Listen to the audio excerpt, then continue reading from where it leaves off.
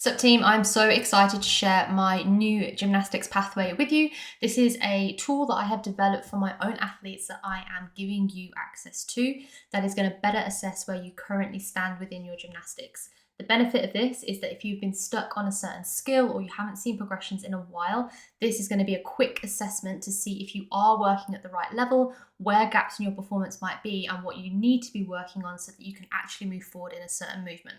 9 times out of 10, when I start working with an athlete, if they've been struggling with a movement for a very long time, often it is because they are not working at the appropriate level for where they are, whether that's they're not doing the right drills for it, they're not doing the right strength pieces for it, or the movement they're working on is out of reach in the first place. This is a very quick assessment.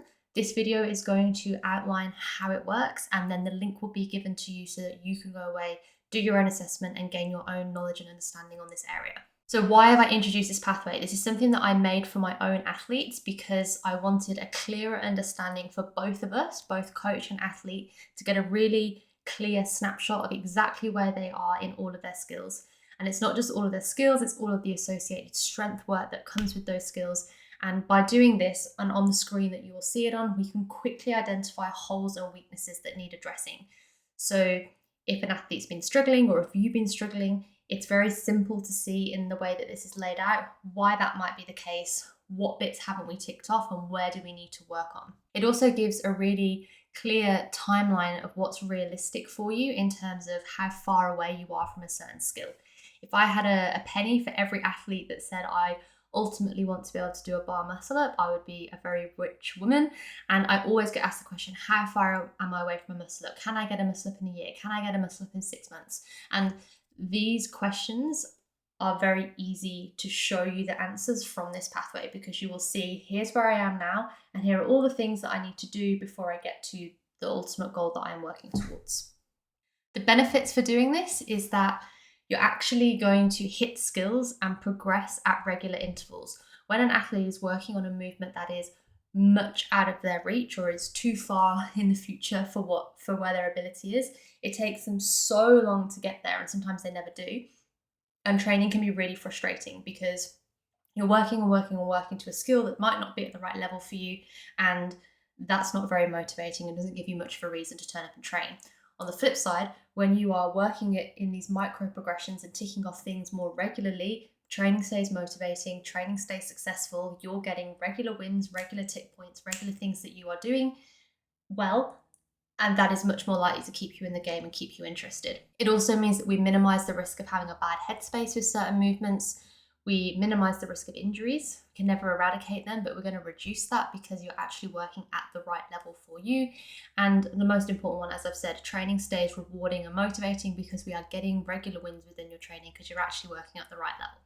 If you don't follow a pathway like this and you just decide, I've entered a competition in 4 weeks' time or 4 months' time and the standards are XYZ, I can't do any of those standards, so I have to get them by that point. So I'm just going to work on those movements now because I need to be able to handstand walk, I need to be able to muscle up, and I need to be able to do, chest bar. And I can't do them, so they're the skills I'm going to work on. When we go with this kind of attitude of working at what you want to work on, not necessarily at what you should be working on, we often build up a heap of bad habits which take so much longer to undo. I much prefer an athlete that comes to me because it's so much easier for me to coach them, who is coming to me and they want to learn a muscle up and they're at the stage to learn a muscle up, rather than someone who comes to me who's been working on muscle ups for 2 years, hasn't got them, and along the way has developed 55 habits that we're going to have to undo, recoach and rewire. And it's definitely possible, we do it all the time, but it just takes a lot longer when you skip progression. So this is a great way to avoid that. It's also going to minimize frustration that you have with a lack of progress. If you've been stuck spinning on the same skill for so long, this is a great way to stop that happening. It's going to stop certain skills having bad voodoo. When you come into the gym and you see a handstand walk on the wall and you're like, shit, I hate handstand walks. It's going to stop that. Injuries are going to be far more likely to occur if you don't follow this pathway, and a lot of stress and pressure comes around your training. There's all that head noise of I need to do this and I need to hit this. Well, maybe you don't. Maybe we work at a different rung of the ladder and maybe that's going to be better for you. Some things to note just quickly. This pathway is something that I developed for my athletes, and this scale represents my own coaching. So where athletes normally start, or the kind of like lowest level athletes that I coach, are representative of my lowest rung on the ladder, and the athletes who are my highest level athletes represent the highest rung on the ladder. This is not a snapshot of CrossFit in its entirety. I'm not making this pathway taking you from never walked into a gym to winning the CrossFit Games. This is within the scaled and intermediate and RX divisions of CrossFit. So please take that as important. This is a guide, it's not gospel. This is something that I have created based on the experience I have with my athletes. I've coached over 700 athletes over 6 years across all corners of the globe, and that is the basis I have brought this guide together from. There is no textbook that's told me this, there's no research paper that's told me this. So this is my guide. You don't need to sue me for it. It's off my own experience. And the other thing is, it is written with females in mind. Most of the athletes that I coach are females. Females tend to have experience much more struggles in terms of not being able to hit skills because strength is lacking. And all of this is written from that take. It's not to say that it's not useful for men or it's not appropriate for men, because it definitely is, and my male athletes still follow this pathway. But there are definitely boys that could skip further along without having some of the prior rungs, because generally speaking, boys have more muscle mass in their upper body, more brute strength. Females, generally speaking, are more lower heavy. Gymnastics is harder, upper body bulk isn't as developed, etc. So it's definitely built for the female audience. This is the summary of the pathway. So the 3 major milestones that you are working towards, if you are going to follow this, are your bronze award, your silver award, and your gold award. And these are levels 3, 6, and 9 on the program. There are 2 levels that lead into bronze, 2 levels that lead into silver, and 2 levels that lead into gold. Bronze is really the scaled athlete becoming very competent. So this is athletes that have learnt their first toaster bar, learnt their first kipping pull-up, they've learnt their first handstand push-up, they've learnt their first wall walk, but they haven't just got one and it's dodgy. This is a concrete scaled level athlete that can complete toaster bar, kipping pull-ups, and handstand push-ups, definitely. There's no doubt about that. That's the bronze level athlete. The silver level athlete is really that solid intermediate level where you can do a bar muscle up, you've got chest to bar, you've got higher volume of your other gymnastics, and the strength, I haven't said this, but strength is there to back all this up. And then the gold is really looking at the RX level athlete in terms of my coaching and progressions. You've got linked ring muscle ups, you've got high volume of bar muscle ups, all of your other gymnastics is at a high level, and we've also got those higher skills in terms of strict handstand push-ups are 10 plus, handstand walking is over a longer distance. So these are ultimately the milestones you're aiming for, but how we get there is far more segregated. And that's what I mean about this pathway being small and progressive and being able to tick off wins, because there's so many things that we need to do before we get to a bronze. There's so many things that you can work on, and likewise for silver and likewise for gold. I'm going to break through the 9 levels now and exactly what they look like, and the 8 or 9 things that are to be ticked off within each level. I'll then provide a link for you so that you can go away and do this for yourself. I haven't. Coach Andy, my husband, has created a web interface / app that you can do this in, and that because you will have the link, you can go back into it at any point and update it. So you can use this to track your progress over time. Alrighty, building to bronze. So level 1. This level is really where we are building the basic strength, basic movement patterns, and basic motor control in order to hit your first toaster bar, pull-up, handstand push-up, and wall walk. So for the pull section, we want 10 perfect kip swings. This is the most basic movement that you need within gymnastics in order to succeed, and it's got to be really good, and you need to have not just 1 or 2, but 10 that look all the same. So shoulders and hips are moving together, the movement's tight and the movement's long. Progressing on from this, once you can do that, we also want 10 perfect kipping knees to chest reps. I don't let any of my athletes start toaster bar drills until they can do both of these things. Moving on to push, so this is really looking at handstand work. All of the pull is looking at rig-based skills, all of the push is looking at handstand skills, and then strength is all of the associated strength needed to go with it. And as these levels progress, the rung or the line, as you'll see, will progress in difficulty. So for the push, we've got handstand holds. I need my athlete to be able to kick up to the wall confidently and hold a handstand there for 60 seconds without coming down. When they can do this, I let them move on to handstand push-ups and handstand walking drills. One wall walk is the level 1 skill here. So all the way up to the wall with the proper standards and all the way back down. Strength to support all this, we have 10 ring rows, which are parallel to the floor. We can hold at the top of a ring support for 10 seconds, at the bottom for 5 seconds.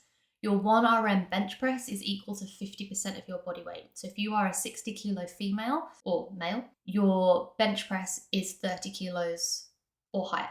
That will be the standard. And you can do 1 strict push-up on your toes, chest coming down to touch a tennis ball, and then back up. If you can do all of those things, congratulations, you have completed level 1, and we'll be moving on to level 2. Level 2 is where you hit your first toaster bar, kipping pull-up, handstand push-up, and you can now do 3 wall walks. One thing to note is when I'm talking about kipping handstand push-ups, I mean full RX standard, which means no ab mat. So you have to be able to do this flush to the floor for this to count as level 2. Like I said, there was a time where I considered this being the bronze award, but I don't just want athletes to be able to do one of the reps to be bronze, because I want the reps to be really solid, which means that you can link them and they're repeatable. So this is in the level 2 instead. You've done your first of each movement. You've got your first strict bodyweight pull-up. Amazing goal. It's my favorite goal for athletes to tick off actually out of everything that I coach. You can do a bodyweight dip, so no bands. Your bench press is equal to 60% of your weight, and you can do 5 strict pull-ups. These are major strength milestones for most athletes, so this is a really exciting thing to be able to tick off in level 2.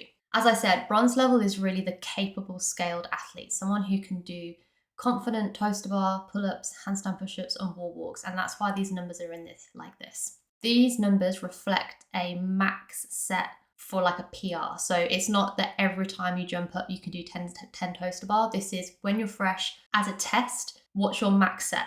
And if your max set is 10, then you've got your bronze. If your kipping pull-ups is 10, same thing. If your handstand push-ups is 10, same thing. Pull-ups, again, I don't just want one really like stretch ropey pull-up. I want you to be able to do strict bodyweight pull-ups. So the number is 2, dips is 2, and the bench press is pushing up again. It's 70% of your body weight. Same for the push-ups. This is now at 10. So brilliant level to be able to tick off. This is a very competent scaled athlete who can do all of these movements. Okay, building on to silver. So here is where skills start to become more advanced. Toaster bar volume is now pushed up to 15 as a max set. We've moved away from kipping pull-ups. We've introduced kipping chest bar, and this is now at 10. It's important that we acknowledge that a kipping pull-up should come first, which is to here. A chest bar should come second, which is to your chest. A bar muscle up is way down the line. Think of the distance and how much harder it is to go from chin to chest, and then think of the distance from chest to hips, which is essentially how much further you have to pull for a bar muscle up. So we need to get a strong volume early on of these pulling movements to expect to get a bar muscle up at the end of this silver award. Push movements. We can now do kipping handstand push-ups at a deficit. The deficit I use is a 10 kilo plate for ladies and a 20 kilo plate for gents. Strict handstand push-ups are now being actively coached. I put 1 ab mat, but I really just mean 1 to 3 assisted reps. I actually use bands with my athletes. I don't really tend to use ab mats. I find bands far better to actually get the skill because you're using the full range of motion. And instead of cutting off this bottom portion where the ab mat would be, which is the hardest bit to do, with a band, you're practicing the full range. So you're actually getting strong in this portion, but your body weight is being supported. It's a very good tool to be able to do this skill. We're now also successfully doing handstand walking. A 1 meter handstand walk doesn't mean you just launch yourself and cover a meter. It means you can kick up to a confident handstand, be stable, take 3 to 4 steps to cover the meter, and kick down under control. Very important. Strength, we're now at body, sort of 5 bodyweight pull-ups, 3 dips. The bench press has creeped up to 80% of the weight, and we are now looking at ice cream makers. If you don't know what this is, hit pause and just Google it quick. This is essentially where you start at the top of a pull-up with your chin above the bar. This is meant to say banded ice cream makers. I have just noticed that. Without a band, very, very, very difficult. This is a band rep. From the top of the rep, you push your arms down straight and your body stays as a tight lever where you come underneath the rig and then rotate back around. It's a really difficult thing to do, to keep whole body tension and to keep your body close to the rig and not just fall straight down. And it's really, really, really good strength building for your muscle up. So that's why this gets introduced in level 4, which is 3 levels before I expect you to get your muscle up. Building on from this into level 5, your toaster bar capacity is higher, so 15 or more. We've now started working on butterfly kips, so 10 butterfly pull-ups. Push strength, we've got 5 or more deficit handstand push-ups, 5 or more assisted strict handstand push-ups. Handstand walking is over a slightly further distance. All of your pull-ups and dips have increased, so it's 8 and 5. Bench press is now close to body weight, we're at 90%, and those ice cream makers have increased. Like I said, that is meant to say banded ice cream makers. My athletes just know I mean banded, so I forgot to change that for this presentation. One little caveat I will make here is that there are lots of occasions where athletes will learn a bar muscle up before they learn how to butterfly kip. And that is okay, because a butterfly kip and a bar muscle up kip are completely opposite, but a bar muscle up kip and a kipping chest to bar kip are the same. It's just one's higher and harder. So sometimes athletes do choose to switch that order, which is okay. This pathway is not just solely focused around getting a muscle up, that's just one of the things, and that's why butterfly pull-ups are introduced here. We're thinking about more things than just the muscle up, essentially. All right, silver level. This is what so many of my athletes are stoked to achieve. They've got their first bar muscle up. They are now doing decent sets of chest to bar pull-ups, that's butterfly chest to bar. We've got a high volume of toes to bar. We've got a strict handstand push-up, another huge milestone achievement. Handstand walking is now either a further distance at 5 meters. You can do a bench press at your body weight, which means if you weigh 60 kilos, your bench press 1 rep max is 60 kilos. Bodyweight pull-ups are at 10 and dips are at 5. This is a solid base for a silver level athlete. And if you're looking at this and thinking, I really want my muscle up, but I'm miles off the board of the other numbers, then hopefully this presentation has kind of showed you where your gaps might be.